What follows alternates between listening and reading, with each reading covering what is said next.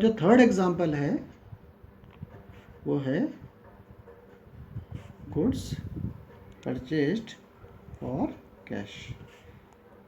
जब हम गुड्स खरीदते हैं बिजनेस में, यानी हम स्टॉक खरीदते हैं, यानी वो स्टॉक जो आगे चल के हमें बेचना है, तो हमने गुड्स खरीदे और हमने पैसा खर्च किया।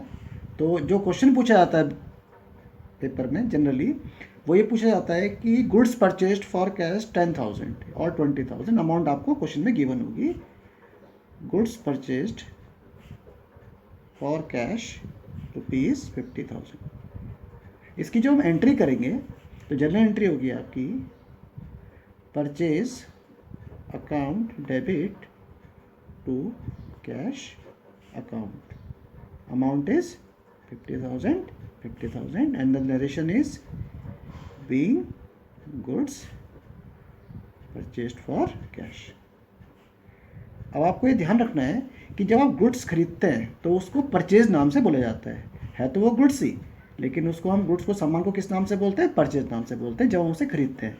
अब क्योंकि गुड्स बिजनेस में आ रहे हैं तो रियल अकाउंट के अनुसार, रियल अकाउंटिंग जो हमारा रियल अकाउंट का रूल है उसके अनुसार जब भी एसेट बिजनेस में आते हैं तो वो डेबिट पक्ष में यानी ऊपर की तरफ लिखे जाते हैं। तो परचेज को हमने डेबिट पक्ष में दिखा दिया। अब जब हमने गुड्स परचेज किए तो जो कैश था वो बिजनेस से खर्च हो गया, पैसा हमारा खर्च हो गया। तो कैश क्या हमारा एसेट है, और कैश भी एसेट है, वो भी रियल अकाउंट में ही आता है, और कैश बिजनेस से बाहर जा रहा है, व्हाट गोज आउट क्रेडिट।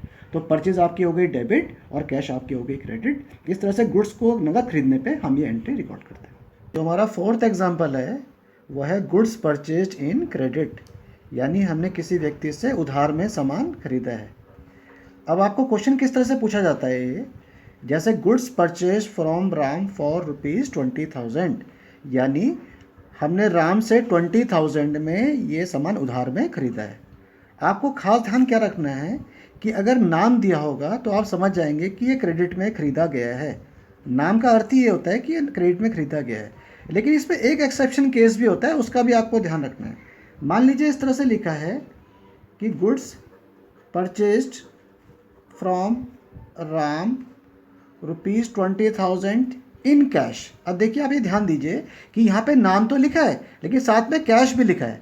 अब आप इसको उधार नहीं मानेंगे, अब इसको कैश में ही मानेंगे कि कैश में ही खरीदा हमने। तो इसमें आपने पुरानी वाली एंट्री करनी है जो हमने पहले करी थी कि goods purchased for cash, purchase account debit to cash account. तभी एंट्री वही बन जाएगी क्योंकि यहाँ पे कैश का उल्लेख किया गया है। अब जो एग्जाम्पल हम कर रहे हैं उसमें अगर आप ध्यान दें तो गुड्स परचेज फ्रॉम राम, यहाँ पे कैश नहीं लिखा है, तो ये यानी कि ये उधार चल रहा है। अब इसकी एंट्री किस तरह से करेंगे आप? इसकी एंट्री करेंगे आप purchase account debit to Ram 20,000